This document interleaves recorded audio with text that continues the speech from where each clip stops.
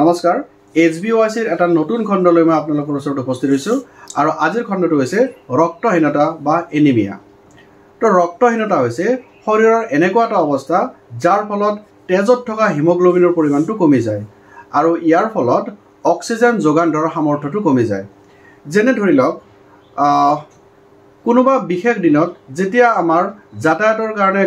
গাড়ী মটৰবিলাক বন্ধ হৈ যায় তেতিয়া মানুহৰ যেনেকৈ ইঠাইৰ পৰা আন ঠাইলৈ যোৱাত বহুতো সমস্যাৰ সৃষ্টি হয়, ঠিক তেনেদৰে হিমোগ্লোবিন নামৰ যদি গাড়ীৰ লগত তুলনা কৰোঁ তেনেহ'লে হিমোগ্লোবিনৰ কামেই হৈছে অক্সিজেনৰ যোগান ধৰা। গতিকে যদি হিমোগ্লোবিন নামৰ গাড়ীকেইখন কোনোবা দিন বন্ধ হৈ যায় বা পৰিমাণটো সংখ্যাটো যদি কমি যায় তেনেহ'লে অক্সিজেন নামৰ যাত্ৰীবিলাক আমাৰ দেহত বিভিন্ন অংগ প্ৰত্যংগলৈকে যোৱাত বাধাৰ সৃষ্টি হয় আৰু অক্সিজেন যেতিয়া আমাৰ বাধাৰ সৃষ্টি হয় তেতিয়া দেহৰ বিভিন্ন কাৰ্যকলাপ চলিবলৈ আমাৰ শক্তিৰ যিটো প্ৰয়োজন সেই শক্তিৰ সৃষ্টিত ব্যাঘাত জন্মে। আচলতে ক'বলৈ গ'লে হিমোগ্লোবিনৰ অভাৱত আমাৰ শিশুৰ বিশেষকৈ সৰু শিশুবিলাকৰ বিভিন্ন ধৰণৰ স্বাস্থ্যজনিত সমস্যাৰ সৃষ্টি হয় আৰু এই স্বাস্থ্যজনিত সমস্যাবোৰ কিয় সৃষ্টি হয়, কেনেকৈ এই সমস্যাসমূহ আমি নিৰাময় কৰিব পাৰিম, HBOICত এই এটা গুৰুত্বপূৰ্ণ আলোচনাৰ বিষয়বস্তু। গতিকে আহক আমি আজি চাওঁ যে সৰু শিশুৰ ৰক্তহীনতা কিদৰে এটা স্বাস্থ্যজনিত সমস্যা ৰূপে চিহ্নিত হৈছে আৰু ইয়াক কেনেদৰে আমি নিৰাময় কৰিব পাৰোঁ বা আমাৰ কৰণীয় কি আছে, HBOICত আমাৰ ডিউটি কেনেকুৱা হ'ব পাৰে, এই কথাখিনি আমি ক'বলৈ বিচাৰিছোঁ। নমস্কাৰ, মই কুলেন কলিতা, এজন MPW স্বাস্থ্যকৰ্মী আৰু আজি মই ৰক্তহীনতা বা এনিমিয়া ৰোগ সম্পৰ্কে কিছু কথা ক'বলৈ ওলাইছোঁ। তো শিশু এগৰাকীৰ শৰীৰত যেতিয়া হিমোগ্লোবিনৰ পৰিমাণ 11 গ্ৰাম পাৰ ডেচিলিটাৰ বা তাতকৈ বেছি থাকে তেতিয়াহ'লে আমি শিশুটোৱে ৰক্তহীনতাত ভুগিছে বুলি আমি নকওঁ, তেওঁৰ যিটো হিমোগ্লোবিনৰ লেভেল সেইটো সুন্দৰ বুলি ক'ম। কিন্তু যদি এগৰাকী শিশুৰ হিমোগ্লোবিনৰ লেভেল 10 আৰু 11ৰ মাজত থাকে তেতিয়া আমি ক'ম যে মৃদুভাৱে তেওঁৰ এনিমিয়া বা ৰক্তহীনতাৰ চিকাৰ হৈছে। যদি শিশুগৰাকীৰ হিমোগ্লোবিনৰ পৰিমাণ 7ৰ পৰা 10ৰ ভিতৰত থাকে তেনেহ'লে মডাৰেট বা মজলীয়াভাৱে তেওঁ ৰক্তহীনতাত ভুগিছে আৰু যদি হিমোগ্লোবিনৰ লেভেলটো 7 বা তাতকৈ কম হৈছে তেতিয়াহ'লে আমি গম পাব লাগিব শিশুটোৱে চিভিয়াৰ বা বিপদজনক পৰিৱেশৰ মাজেৰে গতি কৰিছে আৰু তেনে অৱস্থাত আমি পলম নকৰি চিকিৎসালয়লৈকে নিব লাগে আৰু তেজ দিয়াৰ ব্যৱস্থাটো কৰিব লাগে। গতিকে আমি ৰক্তহীনতা কেতিয়াও ওলাই কৰিব নালাগে, কাৰণ ইয়ে আমাক বিপদজনক পৰিস্থিতিলৈকেও লৈ যাব পাৰে। এতিয়া আমি চাওঁ এগৰাকী শিশুৰ যদি ৰক্তহীনতাত ভোগে তেনেহ'লে কেনেকুৱা সমস্যাৰ সৃষ্টি হ'ব পাৰে বা শিশুটোৱে কেনেকুৱা অসুবিধাৰ সন্মুখীন হ'ব পাৰে তেনেকুৱা কথা এটা চাওঁ। যদি এগৰাকী শিশুৱে ৰক্তহীনতাত ভোগে তেতিয়া শিশুগৰাকীৰ শিকাৰ ক্ষমতাটো কমি যায়, ভালদৰে হয়তো গণিত কৰিব নোৱাৰিব পাৰে, ভালদৰে পঢ়া শুনা কৰিব নোৱাৰিব পাৰে, কাৰণ তেওঁৰ দেহত সেই শক্তিখিনি নোহোৱা হৈ যায় যে তেওঁ ভালদৰে পঢ়িব পাৰিব বা শিকিব পাৰিব। মনোযোগ দিয়াত তেওঁ বাধাৰ সৃষ্টি হয়, তেওঁ ভালদৰে মনোযোগ দিব নোৱাৰে, একেলগে বহুত সময় ধৰি তেওঁ পঢ়ি থাকিব নোৱাৰে, স্কুলত দেখুৱাব লগা যিখিনি পাৰদৰ্শিতা সেই পাৰদৰ্শিতা দেখুৱাব নোৱাৰে, খেল ধেমালি ভালদৰে কৰিব নোৱাৰে বা শিশুগৰাকীয়ে মানসিকভাৱে ভাগি পৰে, হীনমন্যতাত ভোগে আৰু এগৰাকী শিশুৰ যি ভৱিষ্যতৰ সম্ভাৱনাপূৰ্ণ পৰিৱেশ থাকে সেই সম্ভাৱনাপূৰ্ণ পৰিৱেশবিলাক এই কলিতে মৰহি যোৱাৰ উপক্ৰম হয়। গতিকে আমি শিশু এগৰাকীৰ প্ৰতি মুহূৰ্ততে লক্ষ্য কৰিব লাগে যাতে শিশুগৰাকীৰ হিমোগ্লোবিনৰ লেভেলটো মেইনটেইন হৈ থাকে। তো এতিয়া আমি চাওঁ যে শিশুগৰাকীৰ কি কাৰণত হিমোগ্লোবিনৰ পৰিমাণটো কমি যাব পাৰে। এগৰাকী শিশুৰ ৰক্তহীনতাত ভোগাৰ এটা প্ৰধান কাৰণ হৈছে পুষ্টিহীনতা। এগৰাকী শিশুৱে যদি পুষ্টিহীনতাত ভোগে তেনেহ'লে তেওঁৰ বেছি চান্স থাকে যে তেওঁ ৰক্তহীনতাটো ভুগিছে। ইয়াৰ কাৰণ কি হ'ব পাৰে আমি চাওঁ যে যদি এগৰাকী মাতৃয়ে ৰক্তহীনতাত ভুগি থাকে তেনেহ'লে তেওঁ জন্ম দিয়া সন্তানটোও আইৰণৰ অভাৱত ভোগাৰ পূৰা মাত্ৰাই সম্ভাৱনা থাকে। দ্বিতীয়তে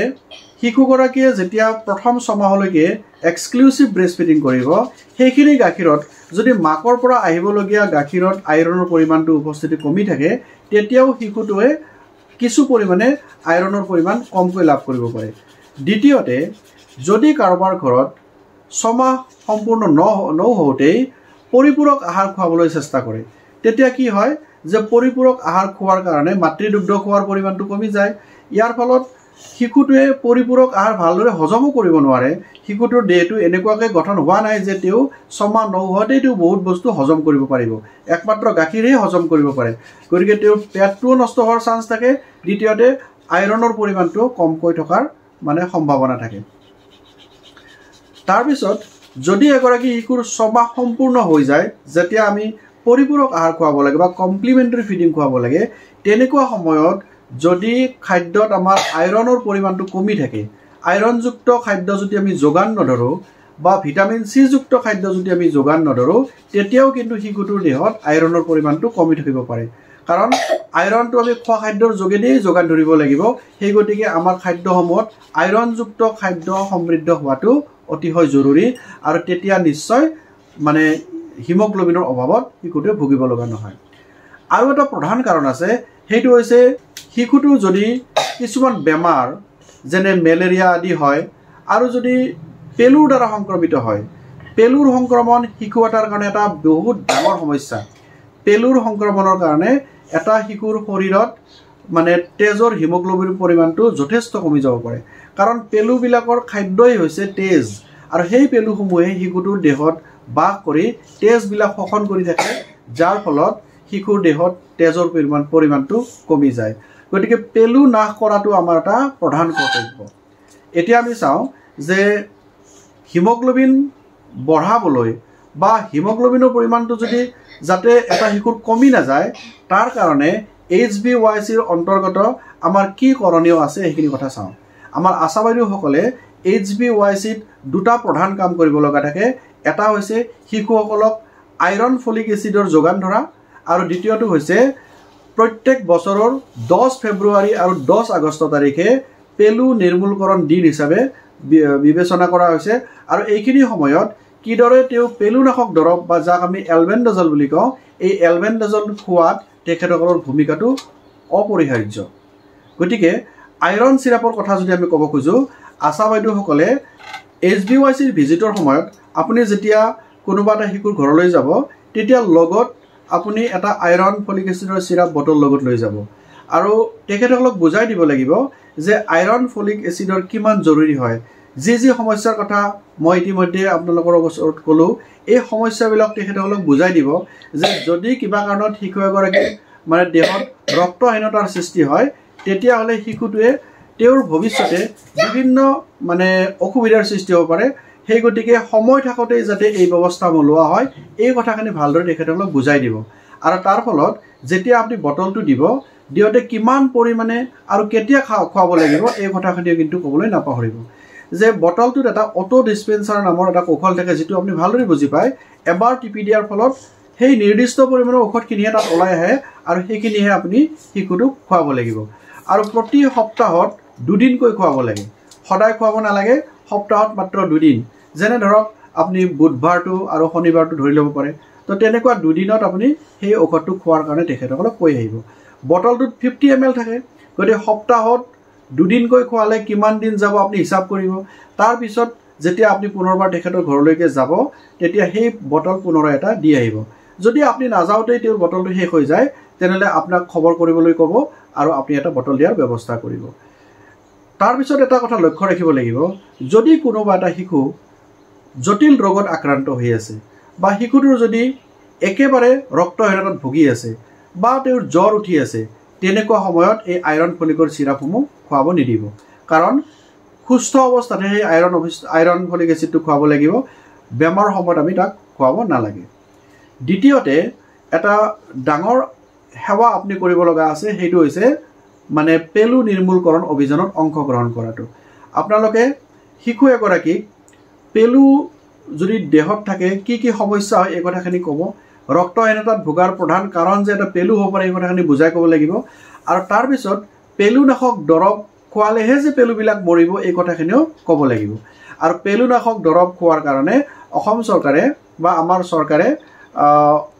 প্ৰতি বছৰত দুবাৰকৈ দিয়াৰ ব্যৱস্থা কৰিছে এটা হৈছে 10 ফেব্ৰুৱাৰী তাৰিখ আৰু এটা হৈছে 10 আগষ্ট তাৰিখ 10 ফেব্ৰুৱাৰী আৰু 10 আগষ্ট তাৰিখত বছৰটোত দুবাৰকৈ এই পেলুনাশক দৰৱটো খোৱা হয়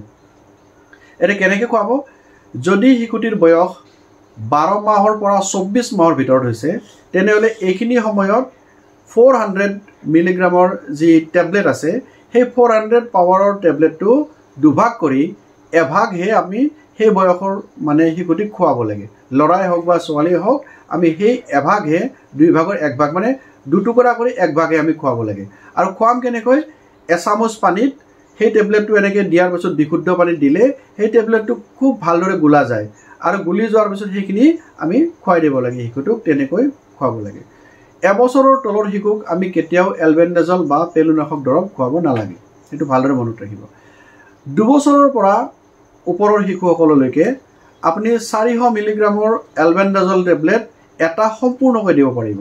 আৰু খোৱাৰ সময়ত সেই একেখিনিয়ে কথা চামুচত বিশুদ্ধ পানী লৈ তাত ভালদৰে গুলি লৈ সেই টেবলেটটো বা সেই চামুচটো খুৱাই দিব লাগে গতিকে এনেকুৱা কৰিলে শিশুৰ দেহত যিখিনি পেলু বাস কৰি আছিল সেইটো নিৰ্মূল হ'ব বুলি আমি ধৰি ল'ব পাৰোঁ ইয়াৰ পাছত আৰু এটা কথা ক'ব লাগিব যে অকল পেলু নিৰ্মূলকৰণ দৰৱ খোৱালেই নহয় আমি